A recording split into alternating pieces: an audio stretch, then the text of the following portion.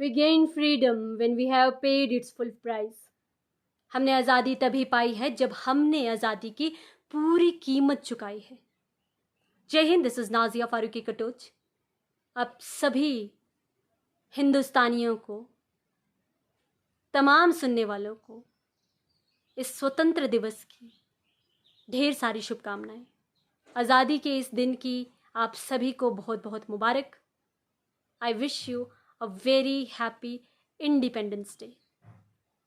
जिस तरह हर साल 15 अगस्त हम सभी मिलकर पूरी हर्षोल्लास के साथ, गर्व के साथ सेलिब्रेट करते हैं, मनाते हैं, उसी तरह उम्मीद करती हूँ कि इस साल भी हम सभी देशवासी, हम सभी हिंदुस्तानी इस दिवस को सेम उसी हर्षोल्लास के साथ सेलिब्रेट करें. साथ ही साथ उम्मीद करती हूँ कि इस स्वतंत्र दिवस को हम सब उन सभी क्रांतिकारियों की क्रांतियों को, वीरों की वीरता को, शहीदों की शहादतों को याद करें. चाहे फिर वो वीर गाथाएं, चाहे फिर वो बहादुरी के किस्से, चाहे फिर वो क्रांतिकारी हमारे बैटल ऑफ प्लासी से शुरू होकर 1857 के बैटल्स में शामिल हुए हमारे क्रांतिकारी हों. मतलब अंग्रेज़ों के खिलाफ पहली ललकार सिराजुद्दीन दुल्ला की तरफ से हो, या 1857 में अंग्रेज़ों के खिलाफ वही ललकार बहादुर शाह जफ़र, नाना साहिब, तांतिया तोपे, मंगल पांडे, या रानी लक्ष्मीबाई, या हज़रत महल, या हमारे वीर, हमारे शहीद अशफाकुल्ला खां, भगत सिंह, इन सब की कुर्बानियाँ, जिन्होंने अपने देश के लिए अपनी जान, अपने प्राण न्यौछावर कर दिए, हमारे हिंदुस्तान को आज़ाद करने के लिए. और भी कई सारे क्रांतिकारियों ने अपनी जानें दे दी, शहीद हुए. फिर चाहे वो क्रांतिकारी हमारे किसान हों जिन्होंने अंग्रेज़ों के खिलाफ आंदोलन छेड़े, चाहे आदिवासी हों, चाहे हमारे बाकी क्रांतिकारी हों जिन्होंने अंग्रेज़ों के खिलाफ मुहिम चलाई, अंग्रेज़ों के शासन को हिला के रख दिया, अपनी एकता के साथ, मजबूती के साथ, बहादुरी के साथ उनके अगेंस्ट खड़े हुए.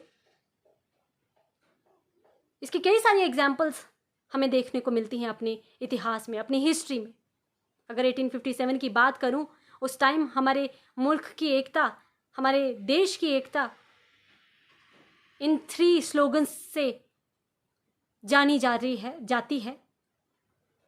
हम सबको पता है कि उस वक्त हमारे मुल्क के लोग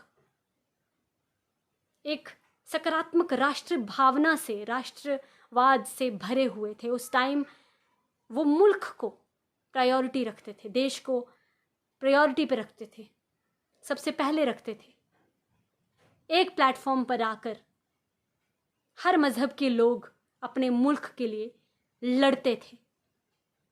हमने देखा 1857 में बहुत बुलंद आवाज़ में 3 स्लोगन्स दिए जाते थे. उनमें से Britishers quit India, Allahu Akbar और हर हर महादेव. ये 3 स्लोगन्स अपने आप में ही ये मिसाल हैं कि उस वक्त की एकता क्या रही होगी, जिसने अंग्रेज़ों की बुनियाद को हिला दिया था.